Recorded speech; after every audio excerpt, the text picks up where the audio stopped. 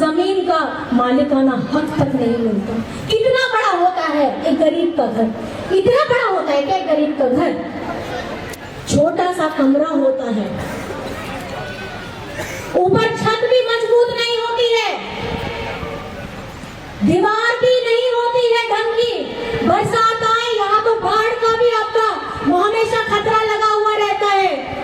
बाढ़ आए तो कहीं ना कहीं पानी के द्वारा सांप बिच्छू करके अंदर ना घुस जाए। घर पे एक मजबूत खाट नहीं होती, घर में एक मजबूत चूल्हा नहीं होता।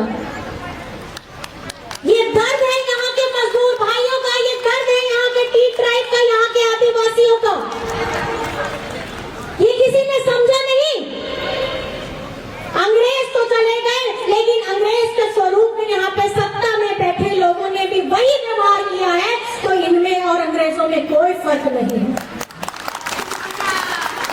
आज आपके दर्द, आपके संघर्ष, आपके हक की पुकार के लिए जब जेवीपी जेएमएम के साथ में आया तो हेमंत दादा ने ये कहा कि झारखंड में भी जब झारखंड बना नहीं था, झारखंड का सपना किसी ने देखा नहीं था, तो हमारे आदरणीय विश्व गुरु शिबू सोरेन ने, एक आदिवासी बेटा ने ये सपना देखा, हमारे आदिवासी लोग मिलकर यहाँ मूलवासी लोग झारखंड में रहेंगे।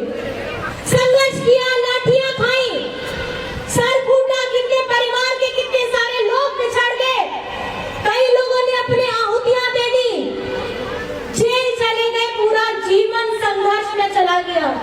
हमेशा याद रखिएगा, पहली पीढ़ी जो होती है वो हमेशा ऐसा संघर्ष करती है कि जिन्हें लाठियां खाना पड़ता है, जिनको अपने जान का परवाह नहीं करना होता है, अपनी मिट्टी के लिए, अपने जंगल के लिए, अपने जमीन के लिए, अपने पानी के लिए, उन्हें वो लड़ाई करके अपनी आहुति देनी पड़ती है। तो दूसरा जो पीढ़ी होता है वो संघर्ष करके उसको और आगे बढ़ाता है, ताकि उसके सामने जो जिम्मेदारियां थी उसके बड़े लोग, वो जिम्मेदारी को आह्वान करना होता है। वैसे लोग का जीवन भी इसी तरीके से अपने परिवारों से दूर हो जाता है, वो लड़ते हैं और संघर्ष करते हैं। जो तीसरी पीढ़ी आती है उसे एक थोड़ा सा मौका मिलता है कि वो पहचान, वो लड़ाई जो 2-3 पीढ़ियों से लड़ी आ रही है, अब उस लड़ाई को आपको और आगे बढ़ा करके वो जिम्मेदारी को अपने मजबूत कंधों पे लेकर के आपको आगे बढ़ना है। तो मैं आपसे ये सवाल पूछना चाहती हूँ, जिस संघर्ष के लिए, आपके स्वाभिमान के लिए, आपके आदिवासियत पहचान के लिए, आपके इस जगह जमीन में अपना नाम दिलवाने के लिए, आपको उचित मजदूरी देने के लिए जेएमएम जेवीपी के हमारे भाई यहाँ प्रभात दास जी खड़े हैं। मैं आपसे अपील करना चाहती हूँ, लेकिन अपील करने से पहले मैं ये सवाल पूछना चाहती हूँ कि क्या आप हमारे साथ में हैं कि नहीं है? दोनों हाथ उठा करके बताइए, आप हमारे साथ हैं कि नहीं है? ये लड़ाई आसान नहीं होने वाली है, ये सिर्फ एक चुनावी सभा है, अभी तो आगाज हुआ है, अंजाम अभी बाकी है। हम तब तक शांत नहीं बैठेंगे जब तक हमें हमारा हक नहीं मिल जाता, हमें हमारा अधिकार नहीं मिल जाता। तो मैं आपसे फिर पूछूंगी, यहाँ पे चुनाव की तारीख, जो आपको वोट देना है, इसकी तारीख कौन सी है? कौन सी तारीख? कौन सी तारीख? और आपको कौन सा बटन दबाना है? दोनों हाथ उठा के दिखाइए, कौन सा नंबर? कौन सा नंबर? कौन सा नंबर? और 5 नंबर में चुनाव चिन्ह क्या है?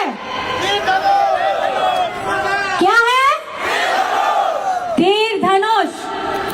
ये तीर धनुष याद रखिएगा, ये संघर्ष की कहानी बताता है, लहूलुहान हमारे वीर सपूतों की कहानी बताता है। ये कहानी बताता है कि ये आपका जीवन इतना आसान से बीतने वाला नहीं है। आपको अपने हक, अपने अधिकार, अपने सम्मान, अपने पहचान के लिए हमेशा तीर धनुष की तरह, जैसे उन्होंने हमारे वीर सपूतों ने संघर्ष किया, ऐसे आप लोगों को भी संघर्ष करना है। तो इस अब की बार अधिकार की सरकार। क्या बोलेंगे? अब की बार, अब की बार, अब की बार। और हमारे जितने भी भाई बंधु हैं, बहुत दूर दराज से आए हैं, आप सभी का मैं अभिनंदन करती हूँ, आभार करती हूँ। अभी और भी कार्यक्रम है, आगे के कार्यक्रमों में जाना है और सफर भी लंबा है।